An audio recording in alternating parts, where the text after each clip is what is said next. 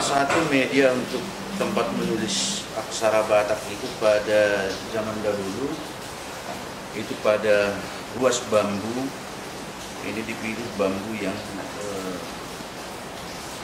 dengan jenis bambu bulu suraton. Nah, jadi khusus untuk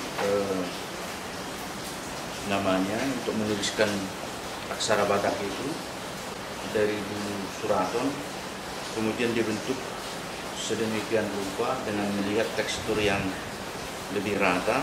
Dan pada zaman dahulu ketika para datu mengambil bambu sebagai bahan tempat untuk menulis itu biasanya dengan melaksanakan ritual yang sifatnya spiritualitas dengan aturan-aturan yang biasa dilakukan oleh datu. Ini koleksi Museum Sumatera Utara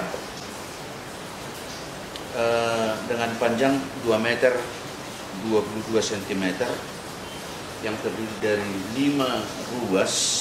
Kemudian ini koleksi ini berisi tentang tonggo-tonggo Cianjur mula-mula dan beberapa tonggo-tonggo Bakara yang menceritakan tentang aturan bermasyarakat di daerah Bakara. Nah, ini masih relatif bisa dibaca, ini. Dan kemudian kalau dari segi ukuran diameternya, bahwa pangkal dari bambu ini sebagai awal dari menulis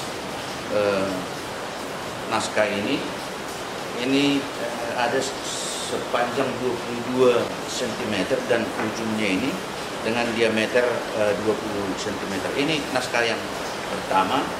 Nah, nomor koleksi 131 ya, isinya tentang Ari Natulukulu ya. Jadi ini adalah tentang ramalan hari-hari baik.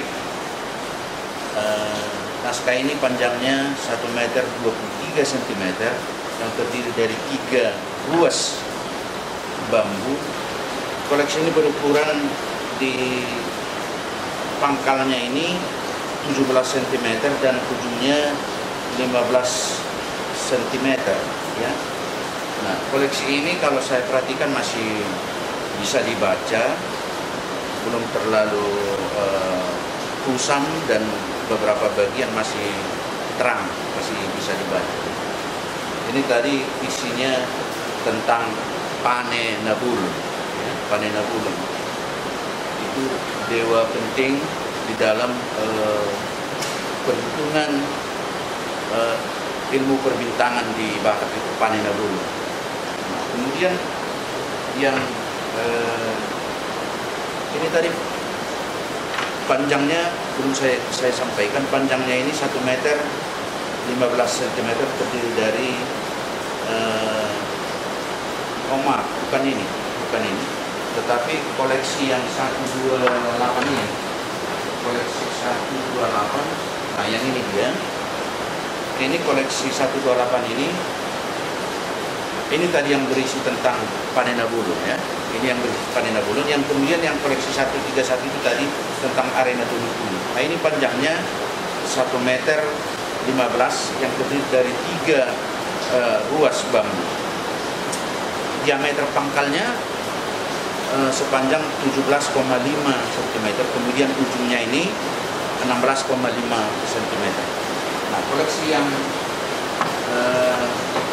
terakhir, nah ini sedikit besar ini bambunya, dan saya lihat ini bambu ini agak-agak bagus karena ini dari bambu yang sudah tua ini diambil, bulu suraton yang sudah tua. Ini diberi label koleksi 130. Nah, isinya ini yang dituliskan di sini ramalan dan mantra penyembuhan, tentunya penyembuhan penyakit. Koleksi ini terdiri dari 1, 2, 3, 4, 5 ruas bambu, dan diameter bambu ini sedikit besar di awal atau di pangkal bambu ini.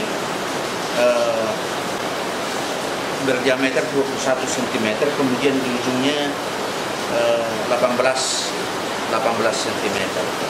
Nah, tadi isinya tentang ramalan dan mantra penyembuhan penyakit. Nah, secara umum, jadi kalau koleksi bambu ini biasanya selalu ditulis dari pangkal bambu sampai ke ujung dengan menyelesaikan satu ruas, kemudian dilanjut lagi dengan ruas yang kedua, ruas yang ketiga, dan selanjutnya. Dan kita harus mengetahui sebenarnya untuk memahami secara utuh isinya ini, kita harus mengetahui dari mana awalnya, awal dari penulisan koleksi ini. Dan penulisan, cara untuk menulis surat Batak di bambu ini, karena bisa kita bayangkan alat yang digunakan ketika menulis bambu ini dengan menggunakan pisau yang sangat runcing. Nah, pisau yang runcing, jadi sering dia dituliskan bisa dari atas ke bawah untuk menghindari tergelincirnya si pisau yang runcing itu yang bisa saja melukai dari penulisnya. Jadi menulisnya bisa saja dari atas ke bawah, tetapi membacanya tetap dari kiri ke kanan. Jadi bukan jadi dibaca dari bawah ke atas, tapi membacanya tetap dari kiri ke kanan. Nah, itu saya kira informasi yang bisa saya sampaikan terkait dengan koleksi warisan leluhur budaya Batak, yang ini adalah merupakan refleksi dari pemikiran para cendekiawan Batak yang dikenal dengan Datu Batak. Mereka menuangkan pemikiran-pemikiran itu dalam bilah-bilah bambu.